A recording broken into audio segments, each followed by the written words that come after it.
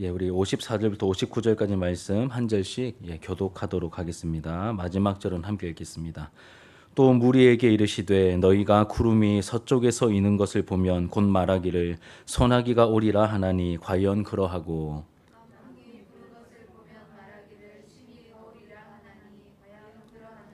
외식하는 자여 너희가 천지의 기상은 분간할 줄 알면서 어찌 이 시대는 분간하지 못하느냐.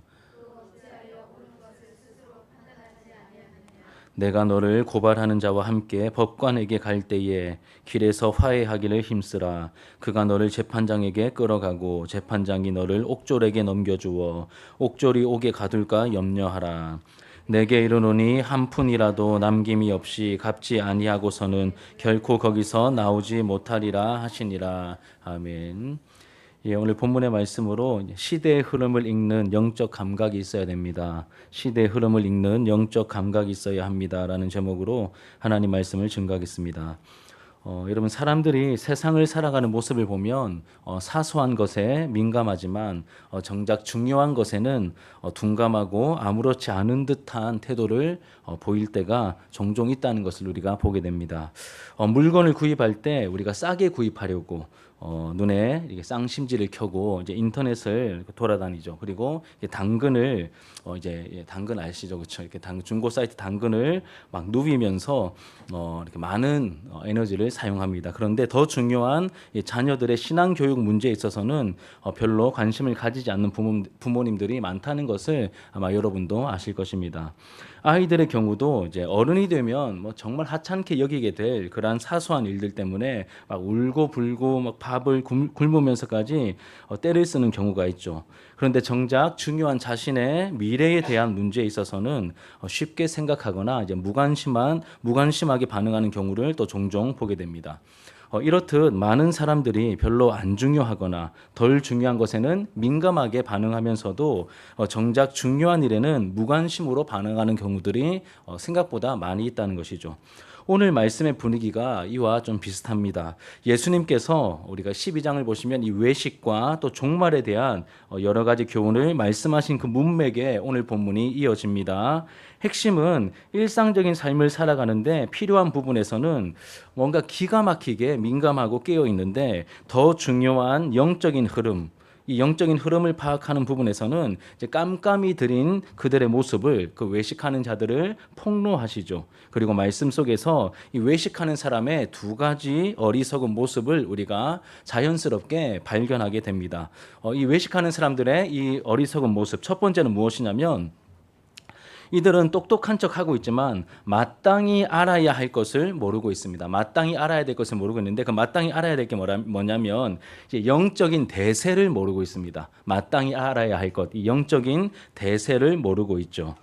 오늘 말씀의 첫 번째 부분인 이 앞부분인 54절부터 56절까지 말씀을 우리가 같이 한번 읽도록 하겠습니다. 자, 54절부터 56절입니다. 시작. 또 무리에게 이르시되 너희가 구름이 서쪽에서 이는 것을 보면 곧 말하기를 소나기가 오리라 하나니 과연 그러하고 남풍이 부는 것을 보면 말하기를 심히 더우리라 하나니 과연 그러하니라. 외식하는 자여 너희가 천지의 기상은 분간할 줄 알면서 어찌 이 시대는 분간하지 못하느냐. 아멘. 이 말씀은 이런 뜻이죠. 여러분 이스라엘 지역의 지도, 지형 아마 여러분 성경책 봐도 맨 앞이나 맨 뒤에 이스라엘의 그 지형을 이 지도를 볼 수 있을 것입니다. 이스라엘 땅에 지금 우리가 알고 있는 그 이스라엘 그 팔레스타인 지역이죠. 팔레스타인 지역의 서쪽에 여러분 뭐가 있습니까? 바다가 있죠. 바다가 있습니다. 그 바다가 지중해입니다. 우리가 알고 있는 지중해입니다. 이 지중해는 따뜻하고 아름다운 바닷가입니다. 그래서 이스라엘 서쪽인 지중해 쪽에서 구름이 일어나면 뭐가 온다고요? 비가 온다는 것을 사람들이 알았다는 것입니다. 여러분 구약의 열왕기 상에 보면 엘리야 선지자가 나옵니다. 엘리야 선지자가 바알과 아세라 선지자 850명과 영적인 대결을 펼치는데 그 장소가 어딘지 혹시 이름을 아십니까? 갈멜산입니다. 그죠? 갈멜산입니다. 갈멜산은 이스라엘 북쪽 해안 쪽에 위치해 있습니다. 여러분 우리가 알고 있다시피 이 엘리야 시대에는 3년 6개월 동안 비가 안 왔죠. 그리고 물이 없었습니다. 그런데 이 제단을 쌓고 영적 대결을 펼치기 위해서 제단을 쌓고 도랑을 만든 다음에 물을 가져다가 부었다고 말합니다. 아니 물이 없는데 어떻게 물을 가져다 부었을까요? 어떤 물일까요? 북쪽 해안가에 있었기 때문에 무슨 물일까요? 바닷물입니다, 여러분. 예, 바닷물을 퍼다가 그 제단에 부었던 것이죠.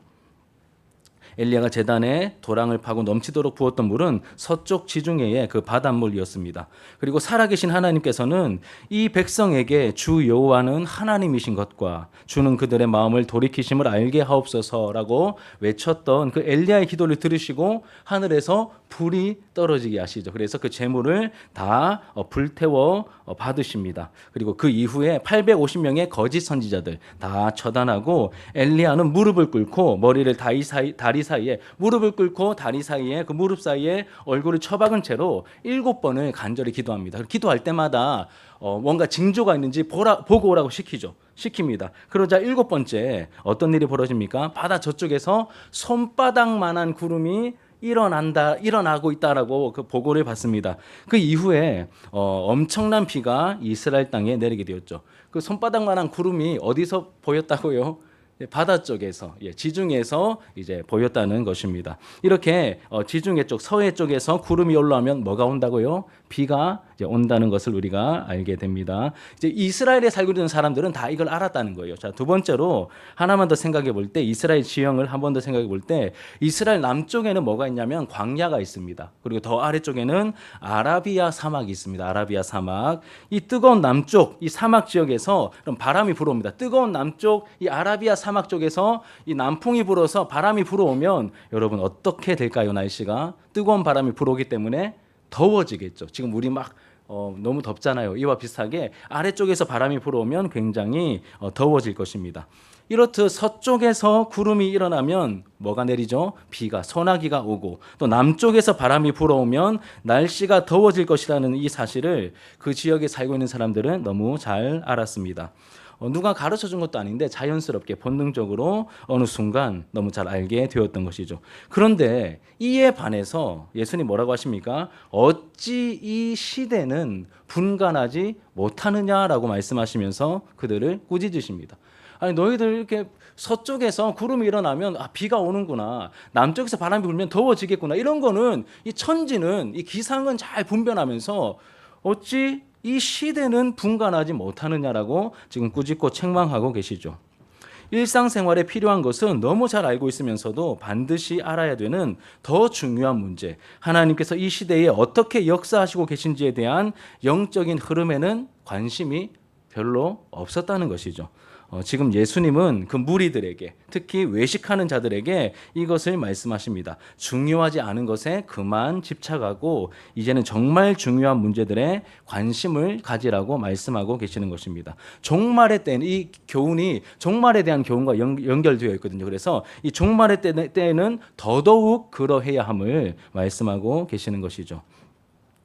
예수님 당시의 사람들은 하나님께서 그 시대에 어떻게 역사하고 계시는지를 잘 몰랐습니다. 특히 종교 지도자들, 외식하는 사람들은 잘 몰랐죠. 다시 말해 하나님께서 예수님을 통해 이 구원 사역을 이루어 가고 계셨지만 이 자기 욕심과 자기 고집에 가득 차 이 사람들의 눈치 보기에 바빴던 이 종교 지도자들, 이 외식하던 사람들은 영적인 대세인 누구를 못 알아봤습니까? 지금 하나님께서는 그리스도를 보내셔서 그 그리스도를 통하여 일하고 계시는데 이 외식하는 사람들은 뭘 몰라봤습니까? 영적인 대세인 예수 그리스도를 몰라봤던 것이죠. 이 영적인 대세가 완전 기울었잖아요. 예수 그리스도의 오심으로 이미 확실히 바뀌고 기울었음에도 불구하고 이런 시대적인 흐름을 모르고 있던 그 무리들과 당시에 외식하는 종교 지도자들을 꾸짖고 있는 말씀인 것입니다. 그리고 오늘 본문의 이 전반부의 내용은 우리에게 이런 교훈을 던져줍니다. 무엇일까요? 이 시대를 분별할 수 있는 뭘 가져야 되겠습니까? 영적인 감각을 우리가 가져야 함을 알려주십니다. 하나님께서 이 시대에 어떻게 역사하고 계신가에 대한 그 통찰력을 가지고 있어야 한다라고 우리에게 알려주고 계시는 것입니다. 그렇다고 여러분 그 극단적인 세대주의자들이 있습니다. 뭐 조금만 뭔 일이 생기면 예수님 오실 때가 다 되었다 하면 막 이렇게 너무 호들갑 떠는 예를 들어서 뭐 그 9.11 테러 사건 났을 때 뭐 금방 뭐 이렇게 예수님 뭐 당장 뭐 며칠 뒤에 오실 것처럼 막 그렇게 해석해 버리고 또 뭐 바코드 나왔을 때도 막 그렇게 해버리고 베리칩 나왔을 때도 막 호들갑을 떨고 막 이렇게 극단주의적인 세대주의자들처럼 하나하나 사건에 필요 이상의 의미를 부여하면서 마치 뭐 반쯤 시한부 종말론자들처럼 굴라는 뜻은 결코 아닙니다.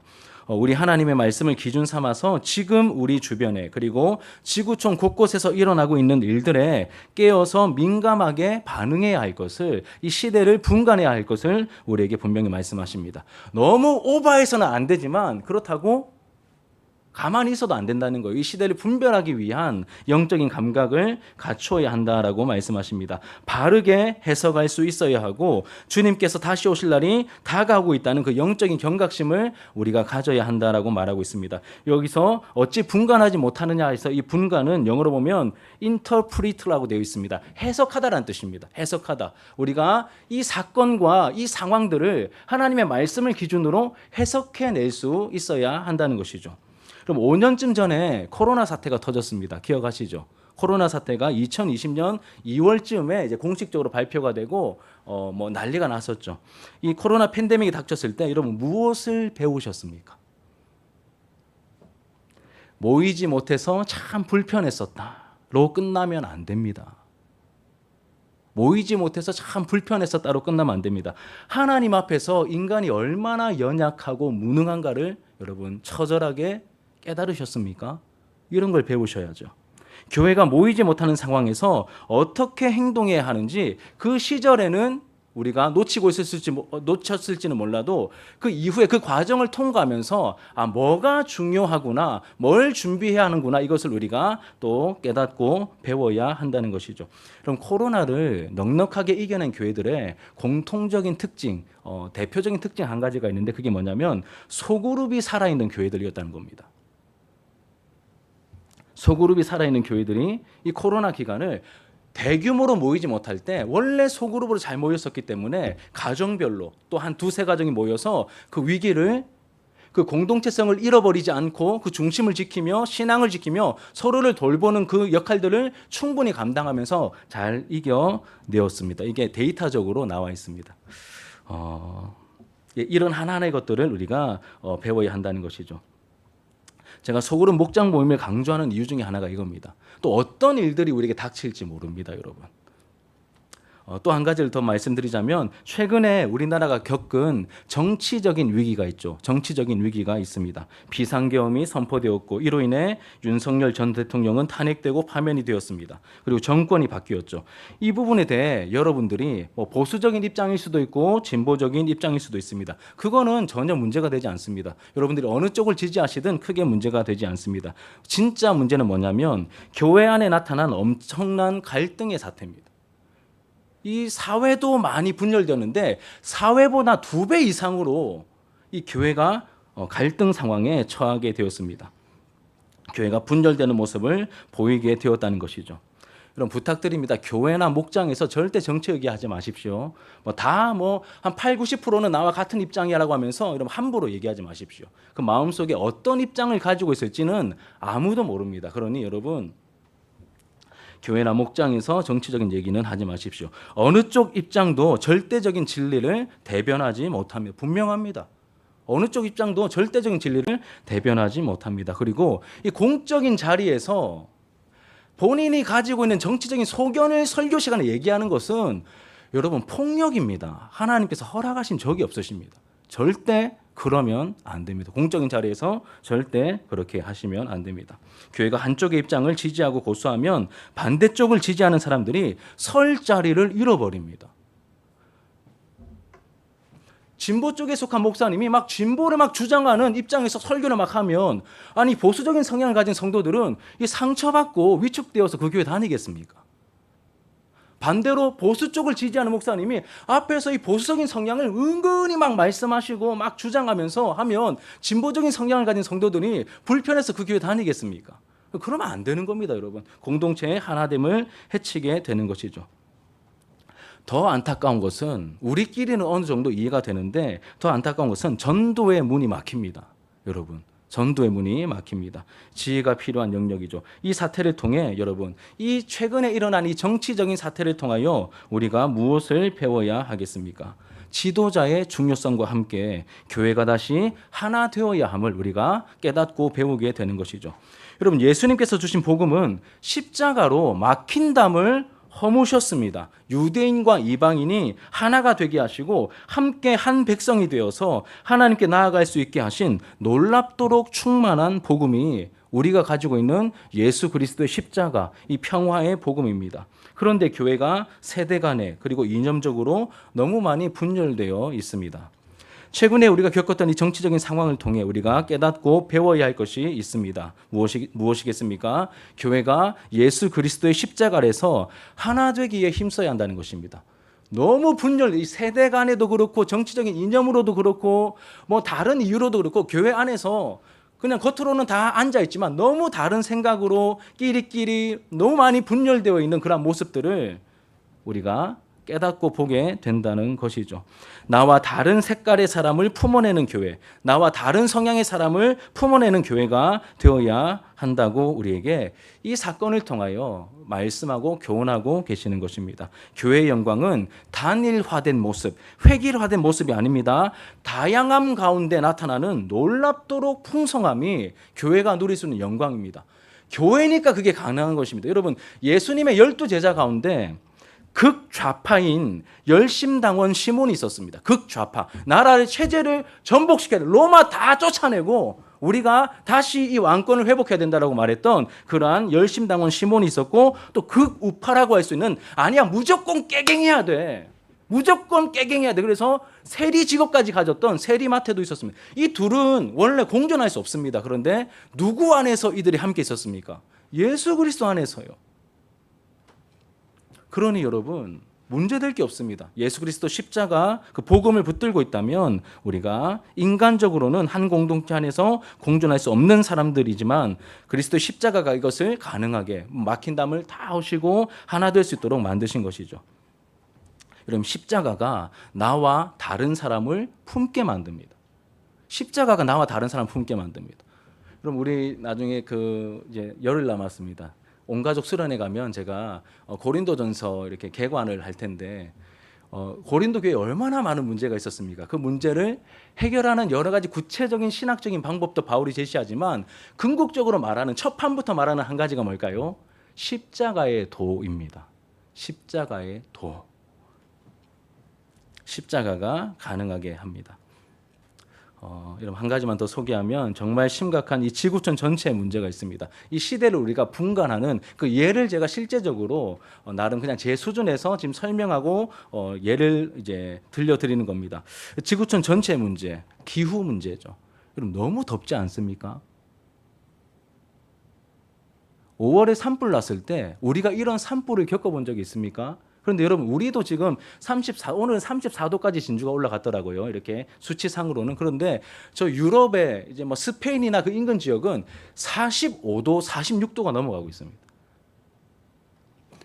그런 적이 없대요. 그리고 미국에서는 한 번도 눈을 본 적이 없던 지역인데 작년에 이 지역 전체가 막 눈이 내려가지고 깡깡 얼어붙어가지고 영하 막 20도, 30도까지 내려가 버리는 이런 막 초유의 사태가 지구촌 곳곳에서 지금 벌어지고 있습니다. 이전에 없던 상상을 초월하는 그러한 엄청난 규모의 홍수, 기근, 폭염, 극한의 추위 등이 우리 주변에서 이 지구촌 곳곳에서 나타나고 있습니다. 수온이 상승하고 해수면이 이렇게 상승하고 있죠. 먹거리가, 여러분, 기후 문제가 직접적으로 큰 위기가 되는 것은 먹거리가 사라집니다. 기후가 바뀌어 버립니다. 먹거리가 사라져 죽어가고 있고 일정 시기가 지나면 지구의 기능이 복구가 불가능한 상태에 이를 거라고 많은 전문가들이 그렇게 해석을 하고 있습니다. 이런 상황을 보면서 여러분, 그냥 아이고 그런갑다 하고 이렇게 넘어가면 되는 거겠습니까?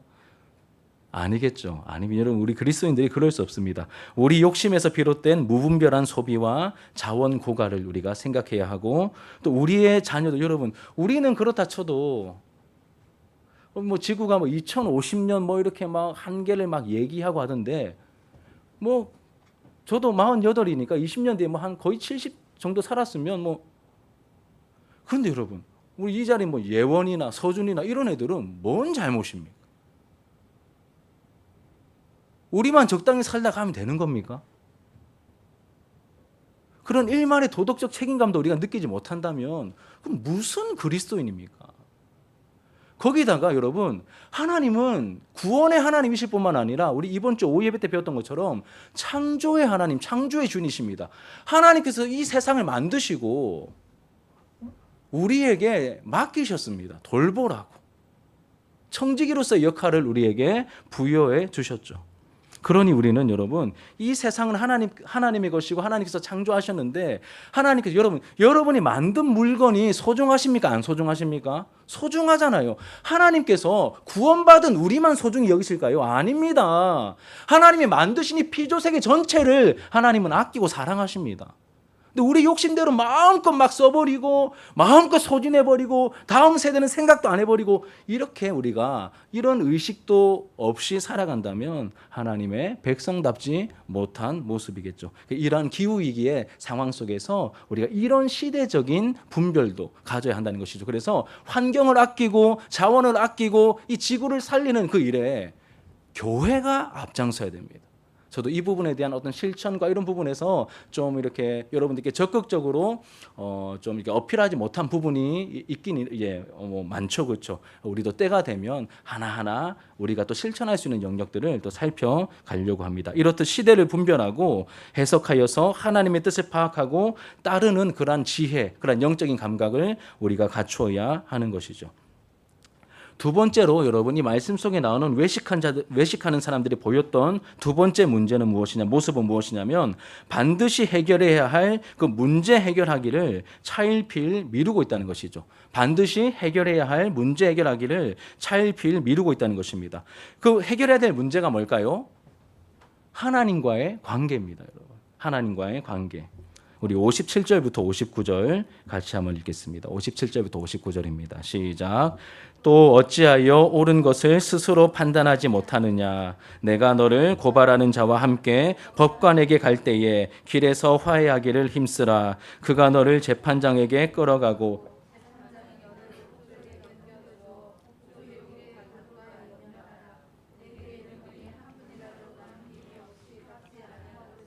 결코 거기서 나오지 못하리라 하시니라. 아멘.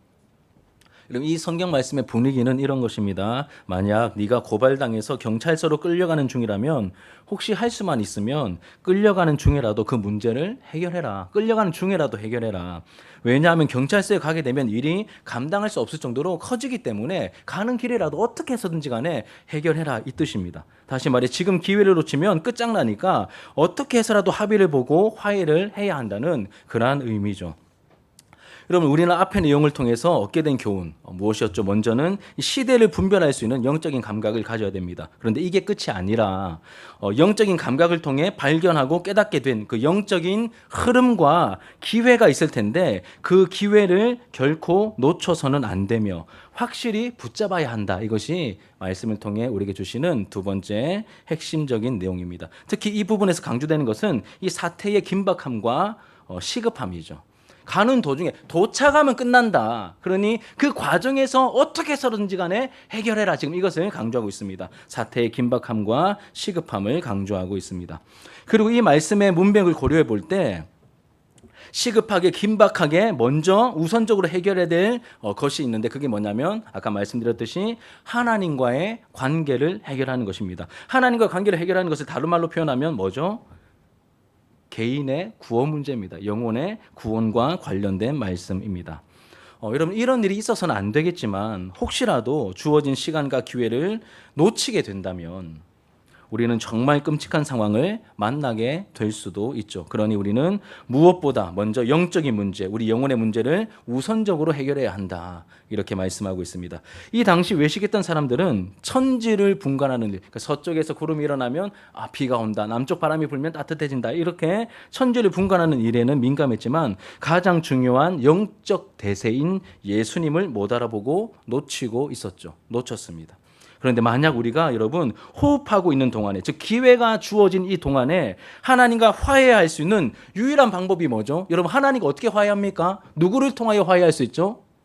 예수 그리스도밖에 없습니다. 유일한 그 길이요 진리요 생명이요 방법이신 이 예수를 구주로 영접하지 않는다면 이 죄의 대가를 단 한 푼도 남김없이 다 치루어야 하는 영원한 지옥 형벌을 받게 될 것이다. 지금 이렇게 경고하고 있는 것입니다.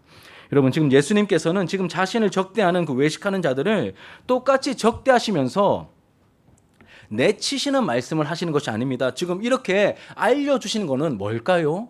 기회를 주시는 겁니다. 너희들 이렇게 되지 말라고 경고하시는 것이죠. 하나님의 자비와 긍휼은 우리보다 크고 넓다는 것을 우리가 여기서도 보게 됩니다. 혹시 이 자리에 대부분은 아닌 것처럼 보이지만 혹시 이 자리에 아직 이 하나님과의 갈등, 이 개인적인 구원이 해결이 안 된 갈등이 있으신 분들은 이 하나님의 초청과 부름에 응하시길 바랍니다. 예수를 구주로 확실히 믿어 죄 용서를 받고 죄의 빚을 탕감받아 하나님의 자녀됨의 영광과 참 자유를 얻고 누리게 되기를 축복합니다. 모릅니다. 누가 어떤 상태에 있는지는 아무도 몰라요. 그래서 설교자가 자꾸 이렇게 복음으로 불러야 됩니다. 아직 준비가 안 되신 분들은 지금이라도 늦지 않으셨으니 예수를 바르게 영접하시고 예수님 앞에 바르게 반응하셔서 이 참 자유와 참 평강과 하나님의 자녀됨의 영광을 누리시게 되길 축복합니다. 또 실생활적인 측면에서도 적용이 가능합니다. 여러분, 특별한 위기의 시기마다 우리에게 주시는 배움의 기회가 있습니다. 아까 우리가 살폈던 정치적인 위기, 코로나 팬데믹 사태, 기후적인 위기, 이런 모든 위기가 있지 않습니까? 이런 위기들을 통하여서 위기만 있는 게 아니라 이걸 통해서 배움의 기회가 함께 주어지고 있다는 것을 우리가 깨닫게 됩니다. 이것을 그 기회를 놓치지 말아야 합니다. 분명 위기는 맞습니다. 정치적인 위기이고 기후적인 환경의 위기가 맞습니다. 그런데 합력하여 선을 이루시는 하나님을 믿는 사람들에게는 하나님의 능하신 손 아래서 위기가 뭐로 바뀔 수 있습니까? 기회로 바뀔 수 있게 됩니다. 우리가 억지로 꾸역꾸역 흉내내며 바꾸는 게 아니라 하나님의 능하신 손 아래서 그 말도 안 되는 위기가 하나님의 반전과 역전의 역사로 말미암아 기회로 나타날 수 있다는 것이죠. 우리가 얼마 전에 읽었던 에스더가 그렇지 않습니까? 민족 전체가 다 몰살당한 위기였는데 하나님의 능하신 손 아래서 역전이 일어나 그 원수들을 다 쳐부술 수 있는 기회로 바꾸어 주셨듯이 우리에게 찾아온 이 상황이 위기가 맞습니다. 하지만 하나님의 능하신 손 아래서 기회가 될 수 있다는 사실을 우리가 기억해야 합니다. 여러분, 지금 우리가 만난 이 상황들, 우리에게 찾아오는 위기, 특히 교회가 시대마다 겪게 되는 위기에는 하나님이 주신 기회가 숨어 있음을 우리가 기억해야 합니다. 오랜 전통에 사로잡혀 있어서 시도하지 못했던 이 교회의 본질을 회복할 수 있는 기회가 될 수 있습니다. 그리고 교회를 향한 세상의 시선이 얼마나 따갑고 얼마나 냉철한지 직접 대면해 보는 그러한 기회가 될 수 있습니다. 이거 여러분 돈 주고 레슨 못 받습니다. 이런 위기의 시대에 이 세상이 교회를 향하여 얼마나 냉랭한지, 얼마나 마음을 닫고 있는지 이렇게 냉대적인 분위기에서 우리가 그것을 직접 대면하여 체험하여 깨닫게 되는 기회가 될 수 있다는 것이죠. 그래서 교회의 본질을 추구하며 바른 방향을 잡을 수 있는 기회가 되도록 우리가 몸부림쳐야 하고 기도해야 하는 것이죠. 우리가 만난 위기가 능하신 하나님의 손 아래서 기회가 되는 은혜가 있기를 예수님의 이름으로 축복합니다. 이제 말씀을 정리하겠습니다. 오늘 주님의 가르침을 통해 마지막 때에 필요한 두 가지 교훈을 함께 나누었습니다. 첫 번째는 이 책망을 받았던 외식하는 사람들처럼 사소한 것에 너무 민감하게 집착하지 말고 이 역사를 경영하시는 이 하나님의 손길을 발견하게 되기를 축복합니다. 뭘 발견해야 될까요? 하나님의 손길, 하나님의 일하심, 다른 말로 하면 이 영적인 대세를 우리가 발견해야 하는 것이죠. 이런 부분에 굉장히 좀 민감하고 강하신 분들이 선교사님들입니다. 하나님의 마음이 어느 지역에 어느 영혼들에게 있는지 굉장히 민감하게 반응하시는 선교사님들이 계십니다. 좀 배우고 싶어요. 우리가 다 아는 척하면서 가장 중요한 것을 놓치는 그런 헛똑똑이가 되어서는 안 되겠죠. 항상 이 영적인 대세인 예수님을 향한 시선과 감각을 놓쳐서는 안 될 것입니다. 또 역사를 주관하시는 하나님의 손길은 여러분, 이 하나님의 손길은 뭐 할 때 좀 느껴질까요? 기도할 때 좀 느껴지겠죠. 그리고 우리가 말씀을 묵상할 때 그런 하나님의 손길이 어렴풋하게나마 좀 보일 겁니다. 하나님께서 이렇게 일하시는구나, 이렇게 역사하시는구나. 또 여러분도 아마 기도하시면서 누가 오거나 어떤 상황을 만나게 될 때 하나님이 우리 교회 공동체 안에 이런 일을 행하고 계시는구나, 또 이런 일이 일어날 수도 있겠구나, 이렇게 어렴풋이 감이 좀 잡히시는 분들이 있으시죠. 저도 좀 그런 게 있거든요. 그런 영적인 감각이 좀 있으셔야 됩니다. 이 마지막 때에는 더 있으셔야 됩니다. 두 번째로는 여러분, 미루다가 놓치는 우를 범하지 않고 위기 속에 숨어있는 하나님께서 주신 이 기회를, 하나님이 숨겨놓으신 그 기회를 붙잡는 우리가 되기를 축복합니다. 여러분, 무엇보다 하나님과의 관계를 해결해야 됩니다. 이 하나님과의 관계가 처음부터 맺어지지 않은 분들은 하나님과의 관계가 맺어지는 일부터 먼저 이루어져야 되고, 예수를 믿음으로 말미암아 이 일이 먼저 이루어져야 되고, 뿐만 아니라 여러분, 우리가 신앙생활하면서 우리가 영적인 슬럼프에 빠질 수 있잖아요. 그러면 뭐가 문제가 생길까요? 하나님과의 관계가 끊어지진 않지만 관계가 소원해지고 멀어지고 관계가 좀 예전같이 못한 그런 현상들이 나타날 수 있겠죠. 그런 상황에서 우리 그런 상황에 처해 있다면 그 멀어진, 그 답답해진 하나님과의 관계가 다시 회복되는 그러한 기회를 또 붙잡을 수 있어야 하는 것이죠. 또 우리의 실생활에서도 우리 하나님은 물을 포도주로 바꾸시고 위기를 기회로 바꿀 수 있는 하나님이십니다. 이런 하나님의 은혜와 능력 안에서 하나님의 선한 손길과 다루심을 경험하며 아름다운 신앙 인격을 가진 하나님의 사람으로 저와 여러분들이 함께 다듬어져 가기를 주님의 이름으로 축복합니다. 여러분, 이 말씀만 드리고 마치겠습니다. 아무리 생각해도 마지막 때가 다가오고 있는 것 같습니다. 이때가 언제입니다 말하면 시한부 종말론자가 되는 거고, 그런데 우리가 늘 깨어 있어야 되겠지만 아무리 생각해도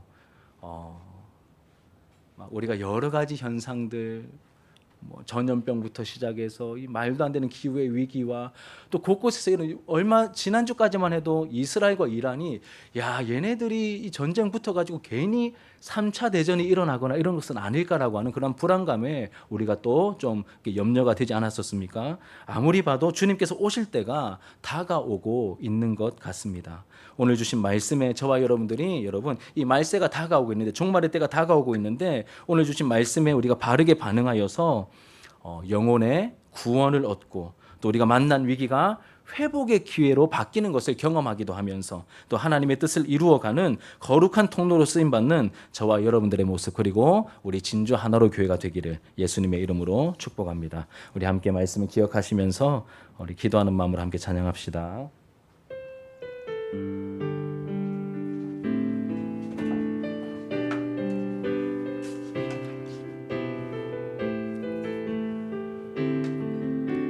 오늘 이곳에 계신 성령님, 오늘 이곳에 계신 성령님, 우리에게 말씀하시고 우리 가르치소서.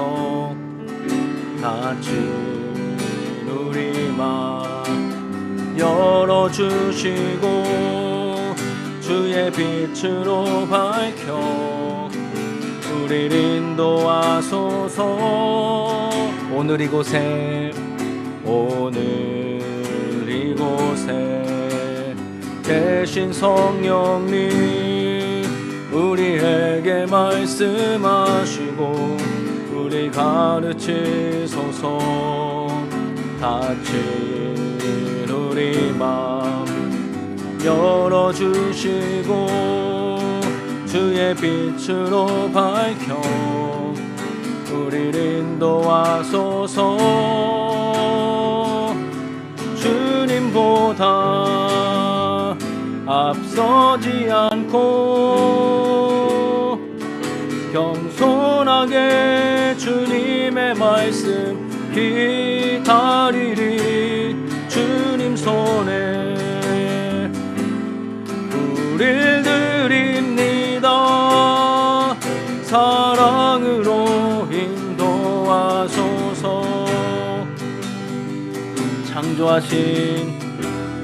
창조하신 모습 떠난 우리를 예수님답게 빚으소서.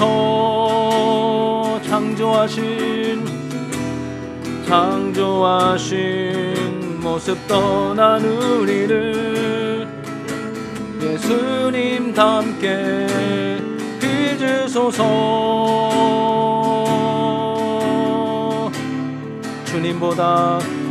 주님보다 앞서지 않고 겸손하게 주님의 말씀 기다리리. 주님 손에 우릴 드립니다.